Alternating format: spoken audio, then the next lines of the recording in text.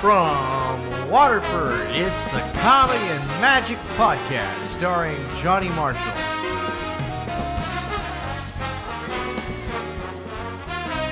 Tonight, I'd like you to join me and my guest, Carole Metcalf. And now, ladies and gentlemen, as they say in Hollywood, on with the show. Hello there, ladies and gentlemen, and welcome to the Comedy and Magic Podcast. I'm John Marshall. If you're new to the channel, please remember to like and subscribe, and go ahead and smack that bell to be notified of future upcoming podcasts. On tonight's episode, we have... Mr. Marshall, you have Queen Elizabeth on line 1. Oh, well, go ahead and connect her. I'll connect you right away. Ladies and gentlemen, Queen Elizabeth. Good evening. This is Queen Elizabeth. And I want to say hello this evening to all of my citizens in the United Kingdom and our friends across the pond in the United States of America. I come here tonight to discuss a rather disturbing occurrence that has happened in the last 2 weeks. I have an interview. My grandson, Harry, was a part of that interview, and his unfortunate wife, Meghan. Some of the accusations against us and the royal family were not true. But I have a message tonight for them. They can bugger off. How dare you? Good night. Ladies and gentlemen, please welcome to the podcast the warm and very funny Carole Metcalf. Welcome to the podcast, Carole. Thank you, John. I'm thrilled. How are you? I'm great. Well, I guess I'm great. We're all kind of saying, hey, I want to get out and I want to run around and I want to kiss people and hug people and I want to dance in the street. But other than that, I'm great. So very true, Carole. I know I certainly miss getting out and hugging and kissing people. Thanks to COVID, I'm going to need a double martini and a motivational cassette tape. So, Carole, what on earth have you been up to for the past 20 years? And please keep in mind this is only a 30-minute podcast, so no pressure. You're on. Well, my life started on the Air Force Base in Newfoundland, Canada. My dad was in the United States military for 29 years. I salute him. I learned how to be funny in the moment. I went on to be a SAG actress in Los Angeles for over 23 years. I also met Mitzi Shore, who was a regular at the Comedy Store.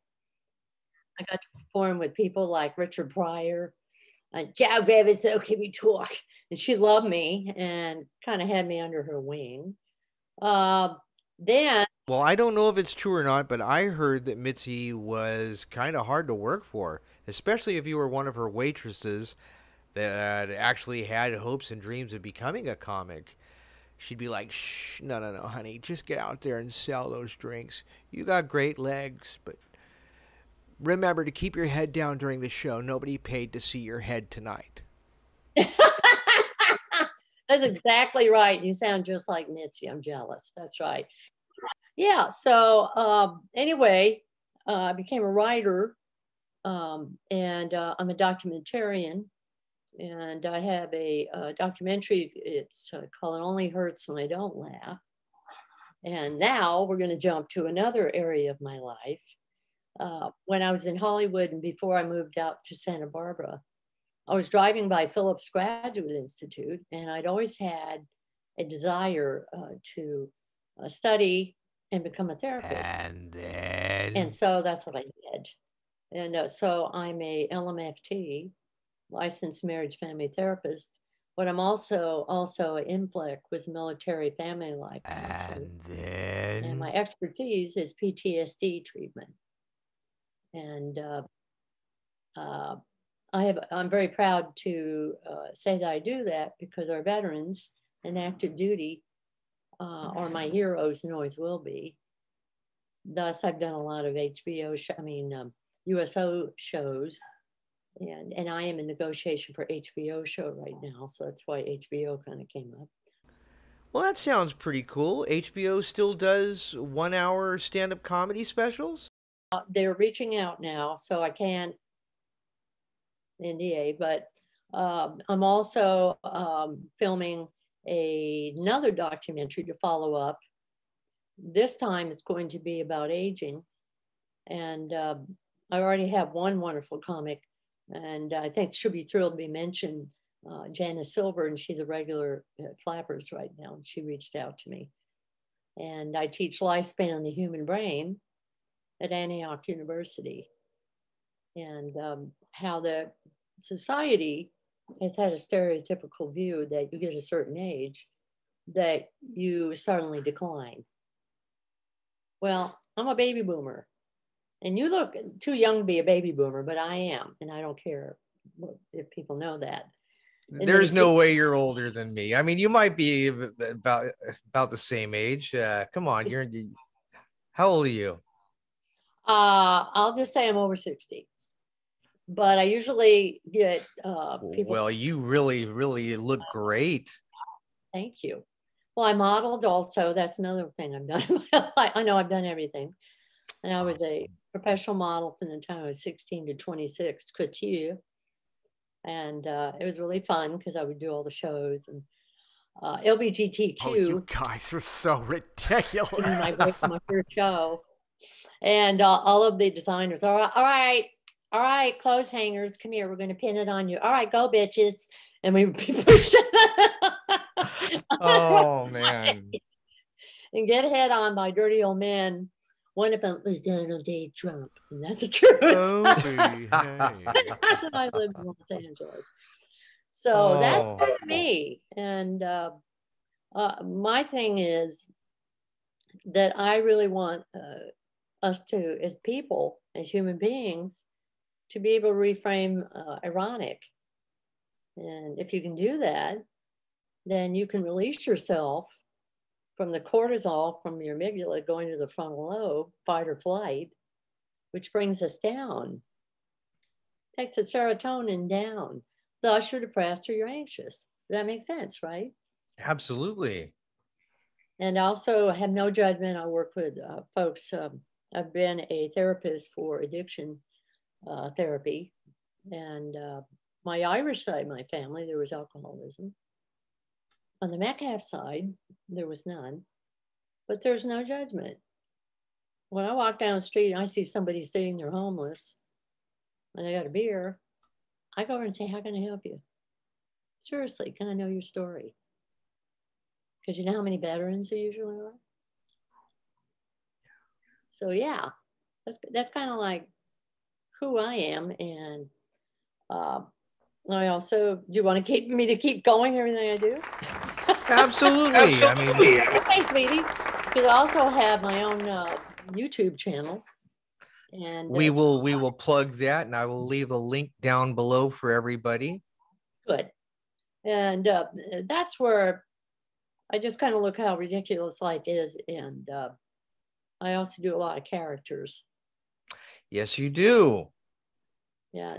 When I was in Los Angeles, I was part of the Groundlings in Second City. And I got to meet Will Ferrell. And it was a lot of fun. And so, Carole, if you don't mind me asking, what is Will Ferrell like in person? Is he a really nice guy, or is he kind of a typical unapproachable celebrity? Sweetheart. And I really enjoyed my time there because as an actress, what I do is I immediately get into the character and how that character reacts to stimuli. And I got used to, when I first went to the Comedy Store and tried out for Mitzi, she'd turn me out, I know, Carole, I don't like it. Do what you know. I started to go out and do my family. And she said, I love it. I especially love your drunk uncle doing more. So I did. So I did my granny. My granny was funny. She had no teeth. And she'd always say, you know what, little darling, You know how you know when you're old? When you and your teeth no longer sleep together. You should take out your teeth and put them beside of a bed. Your teeth are like the stars. They come out at night. That's correct. Oh, man. You don't have to think about it, dude. Well, if I'm not mistaken, I believe you performed in at least 2 to 3 of my shows. That's really awesome, In man. fact, I believe the last one that we did was on Ventura and Sepulveda Boulevard at Reuben's Red Hot, the Chicago hot dog place. As Bill Dwyer said that evening, he knew he had hit the height of his career because he finally got to play that hot dog joint. You really do make me laugh. Bill actually did become pretty darn famous. But I remember the owner's son approaching me after the show, and he actually complimented me on the quality of each of the performers. He underestimated what I could actually pull off. You get nothing. I impress myself sometimes, but mainly it was all due to all the wonderful comics that came, and we had a great lineup on that last show. We had we had Denise Monroe, we had June Melby, we had Bill Dwyer, we had David Bickford. He was our MC and magician that evening. He did some great stuff. Putting those shows together was a lot of stress, but they really were a blast to be a part of, especially afterwards, and looking at the crowd's reactions and hearing the laughter, and there's really nothing like it. So you say you worked with you did work with Pryor. Did you ever meet like Richard Jenny? I didn't meet Richard Jenny, but I also met Jay Leno. You know, he would come in. He'd be the sweetest person in the world. I've actually met Jay Leno a couple times at the hot dog place. Believe it or not, him and his wife used to come in on a weekly basis, sometimes on a Harley, sometimes in a really kick-butt car. Yes, yes. But he was very, very personable. I mean, I want to say it was because of him visiting the hot dog place that I actually got to see him host the Tonight Show. And then I saw Johnny do it two more times before he retired. And I felt so privileged to get to see that man work. I love Johnny Carson so much. There'll never be another one of him. I totally agree. He was masterful. He was kind. Yeah. He was also the first host, which I think you'll back me up, to bring women in. Yes. Okay. And recognize women is funny. With Joan Rivers. I know they had a parting of the ways. We both know what I'm talking about. Yeah. And that she, when she tried to start her own show. Well, she did successfully do that for a little while, but I think she really underestimated how much work and how much time and effort goes into what Johnny used to do. I mean, he made it look easy. Yes, he did. Absolutely.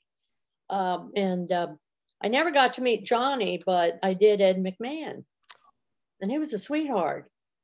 And he used to come in because I had 3 side jobs, of course, when I was living in Hollywood. One of them was a makeup artist for Chanel and I Magnons, and he'd bring his wife in. He'd laugh like that. He'd be talking to me while I was doing his wife's makeup. Oh, that's right. All right, you take it easy there, guy. Yeah, Ed, calm down. That's right. Exactly. Just relax, Ed. A little too much of the bourbon over there, buddy. That's some weird, wild stuff. Now, see, you do impressions too, right on. I do. I love to. Whoa, your attitude, it's all wrong. So, man, it's so good to see you, and so good to see you laughing. It's it looks good on you. So I'm glad that you do that as for a living. I'm glad that you bring such joy to people. You want to promote some of your shows? Do you have any books or anything you'd like to promote? Well, I've got some shows coming up. I have my own in Santa Barbara, Villa Wine Bar, and we're always packed. We have standing room only. So I always tell people, get in your reservations quickly. I have another show coming up in September. That's going to be the 25th. And I'm going to reach out to Denise, I'm going to say it on your show, to come out and do my show. There you go. With her in a while. And she's very funny. She is. She isn't a sweetheart, and she's a social justice warrior and a teacher. Like Can't I go wrong am. with that. Yep. Win-win chicken din. That's right. And also, I'm going to be at the Ventura Harbor Comedy Club on the 16th. And then I'm going to be at Mavericks. That's Open Soul Bang. And then I am going to be, and I don't have an exact date now, but I'm going back down to Burbank to Flappers. And I'd be happy to let you know that date if you wanted to, edit in later. Absolutely. I'm filming another documentary there. And I want to shout out to Barbara Holiday for being a sweetheart and being behind me 100%, allowing me to bring in women. And my documentary deals with that. It's not what happens to you, it's how you go forward. And I'm just waiting for a transgender stand-up comic now. I'm just waiting for that to happen and take over your spotlight there. What are you doing? What? No, I know. That's right. No, can I say this? I taught LGBTQ studies at Antioch University. And this is really something. Hope you don't mind. Now I'm going to go back to when I was at Vandenberg Air Force Base. I was hired to be a military family life counselor. And the first day I got there, I had a line waiting to get in to see me. Because I'm going to say this to Barack Obama. He made it okay to be gay in the service. And all these heroes were waiting for me to tell me their story. And so that took a lot of guts. So I salute him as a president for that. And, I had a lot of, I was really thrilled. I had a lot of couples come in that were getting married. And they told me they wanted me to come to their wedding, and I did. Attaboy, Wilbur! Salute to a lieutenant colonel there, Stephanie. I'll just use her first name. And she knocked on my door. Hi, Miss Metcalf. Roth, ma'am, can I speak to you, ma'am? And I said, sure, sit down. She says, ma'am, I'm gay. And I'm getting ready to tell my commanding officer that I'm gay. And I met her wonderful fiance, Steph. And not Steph. Anyway, I don't think she wants me to use the name, her full name. But anyway, she was in Special Forces, wounded twice, a woman. How many times do you ever hear about that? We need to protect our military, and we also need to not endless wars. 20 years. I can tell you when I was up at Vandenberg, I had African-American decorated officer that came in and told me, you need to get out of there. He said we were in this outpost and we were always being threatened or always being barraged. Why are we still there? And so he was having PTSD issues because of that. And plus he was discriminated against by his commanding officer because he was Black. So I've heard stories which has made me a social justice warrior, but ironically also made me very funny and go out on stage and just talk about it. Being with a bipolar mom, she was always on the way. I'm getting out of here. I'm leaving your daddy. Can you give me another cigarette? Thank you. Having a drink. I would be. Make sure you have another 6-pack waiting for me when I get back, because I'm going to leave in an hour. You need to be on my show. You're going to be on my show, okay, John? I'm going to take you on laughing through it, okay? Because we can do all these characters together. Because it's true. I would love to do some skits with you. I would be honored. Oh, anytime, any day. You just let me know. That would be fun. It'd be a lot of fun, and we need it now. Because when you can make fun of ridiculous circumstances, you can take away the fear. I think that's what makes it more bearable, just to be able to laugh at yourself, just to be able to laugh at whatever's happening. Yeah, laughter is the best medicine. I will totally agree with that till the day I die. I have always been a really huge fan of stand-up comedy, and I've always loved magic.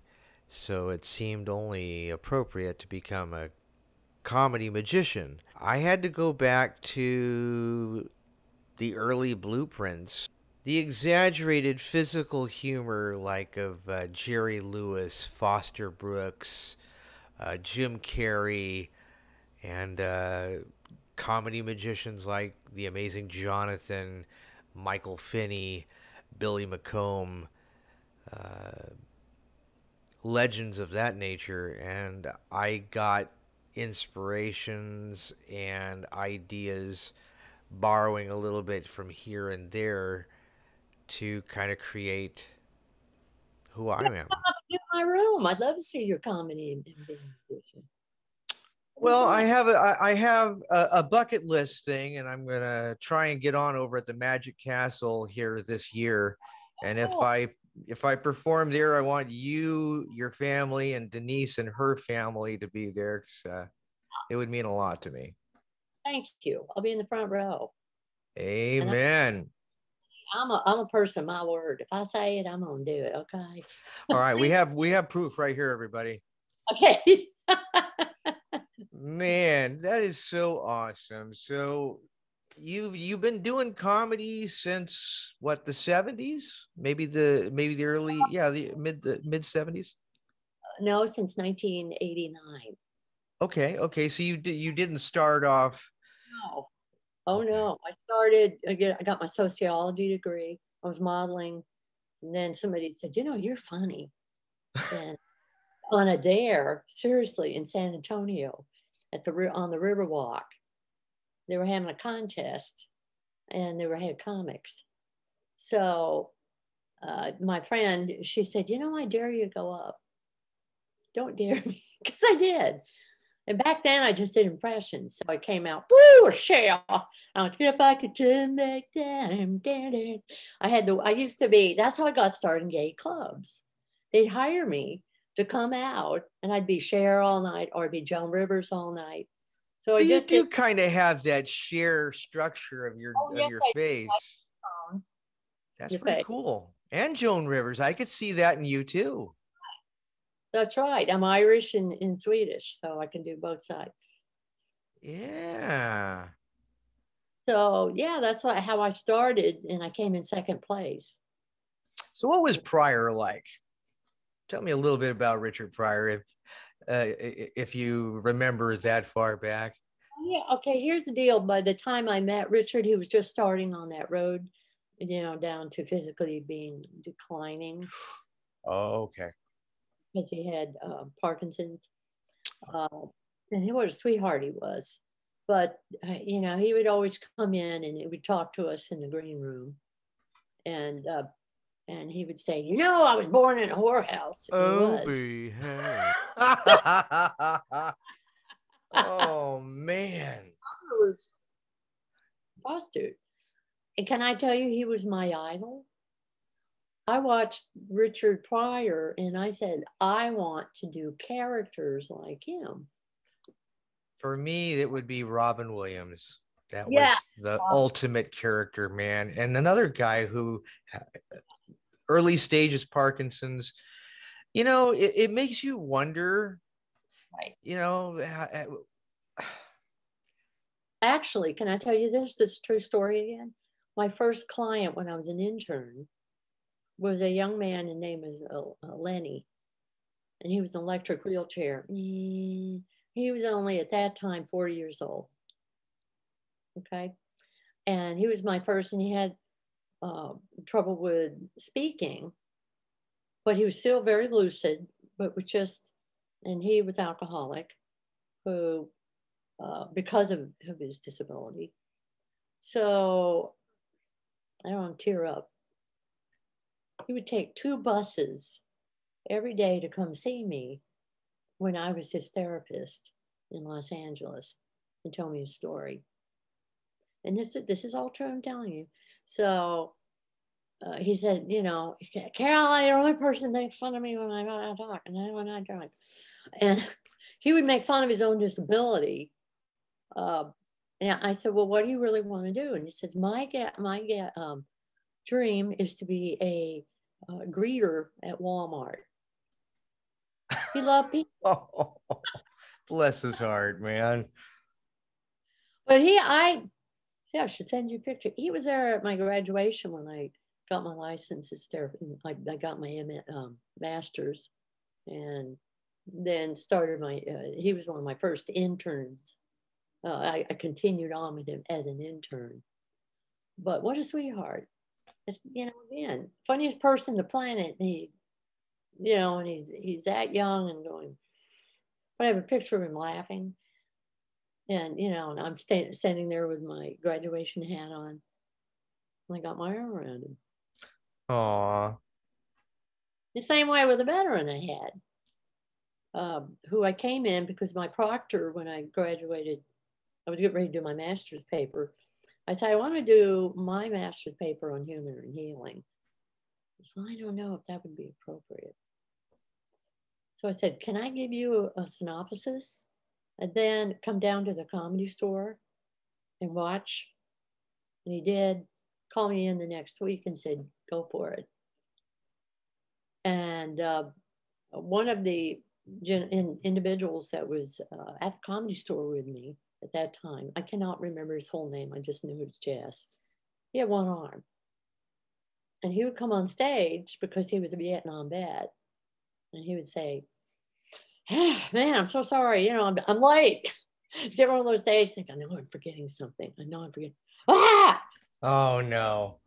I My acknowledge watch. Oh my. and he was laughing. Everybody laughed with him. How wonderful. How wonderful. It's not what happens to you, it's how you reframe it. But it does make you wonder how some of these stand-up comics who have ended their life, and like, well, Richard Jeni would be one. Right. Why? What could have been going wrong in that man's life? I mean, he had so many HBO specials. In fact, when I saw him in San Jose, me and my friend went and saw Richard. It was such a great show, and it was just before his HBO comedy special, A Great Big Steaming Pile of Me, what it was called. Just so funny. And I mean, he was having some trouble at the beginning with his microphone, and he was like, look, I know this was a really, really low price show, but can we get the freaking microphone working? And you know, it was like a week later, he filmed his HBO special, and it was like almost a week after that we heard that he had killed himself. And it was like, what the hell? The funniest guy, and he was such a charming fella. You know, it just makes you wonder, the people that make you laugh so hard, you know, they do have so many demons inside of them and so many things eating them up. And it does make some of their funny humor, but sometimes it gets the best of them. Yeah, you're so correct. And do you mind if I get into my therapy head? Absolutely. Okay. You know, I was depressed myself. I was anorexic. I ended up in the hospital when I was 16 because everything was going on around me, with my father always being deployed and my mother being mentally ill. So I had to be the parentified child. So I understand anxiety. I understand wanting to commit suicide because I took pills one time. But I took half and then I looked at it and says, what will happen to my little sisters? So I began to really think about life and say, it's not what happens to me, how I go forward. See, all this is my documentary. And you can't allow it to take you down. And also, as humans, we want people to like us. We're social creatures. So we want people to see the best and even pretend, I'm fine, I'm fine. You look at me. Do you know how many comics I've known that are like me that have had depression at some time in their life, and anxiety? And what you do is you learn to refocus it of how ridiculous it is. Like when I did my one-woman show in LA, my life is too vivid. I played my mom, and then I played my granny. Then I played my Air Force daddy. I came out dressed as a guy, came out as my Uncle Bud. I went on the road with it. I got accolades for it. You know, one of the reviewers says, "Wow, this beautiful blonde comes out, but she can play a grandmother at 85." To me, that's real acting. It's also trying inspiration to thousands of people that please come and tell us. Shift my therapy head. There's no judgment. I'll help you. I won't judge you. And I can help you to format a more normal life and be able to recognize triggers. I'm going to take you down. Have a panic attack. You don't want to get up. Well, about all I could say to that is that this was a blast. Carole Metcalf, thank you so much for joining me on the show today. It was an honor and a privilege to get to hear who you really are, comically and therapeutically.